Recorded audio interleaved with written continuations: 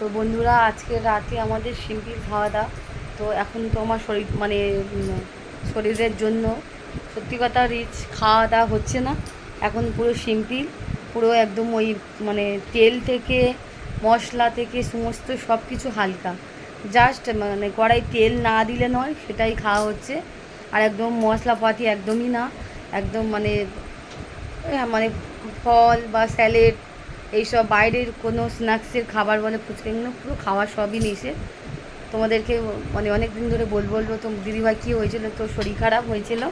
তো যাই হোক, আমার পেটের একটা সমস্যা হয়েছিল আর পায়েরও একটা সমস্যা হয়েছিল। তার জন্য পেটের সমস্যার জন্য পুরো সব বাইরের রিচ খাবার পুরো একদম খাওয়া নিষেধ।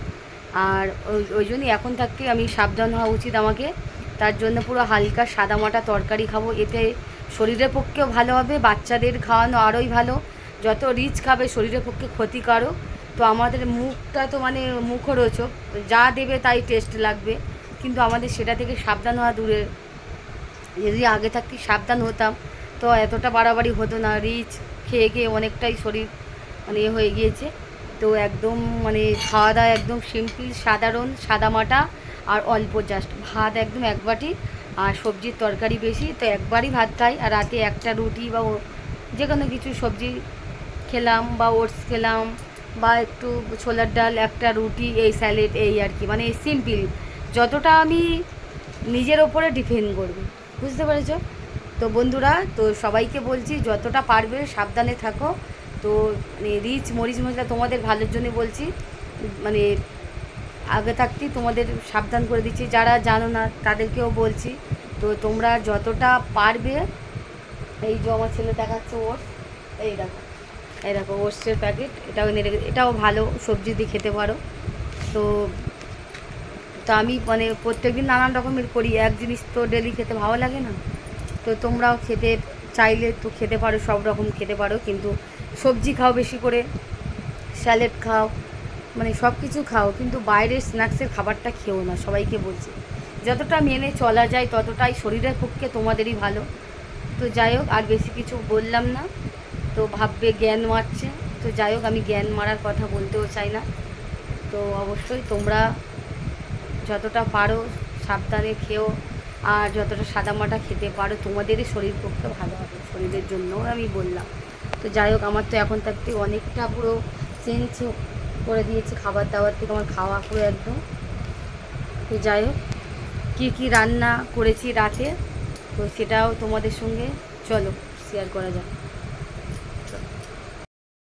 এই যে শুভরাত্রি। তো আজকে জানো তো এখানে রুটি করে নিয়েছি, এই দেখো গরম গরম হটপটে রুটি বানিয়ে নিয়েছি।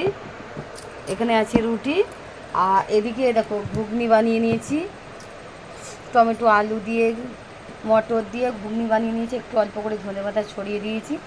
তো এখন তো একদম সিম্পল খাওয়া দাওয়া হচ্ছে, এখানে ঘুগনি রুটি, আর বেশি কিছু করিনি রাতে। আর ওদের জন্য ডিম সিদ্ধ আছে, এটা গ্যাসের ওপর আছে, আর দেখাবো না।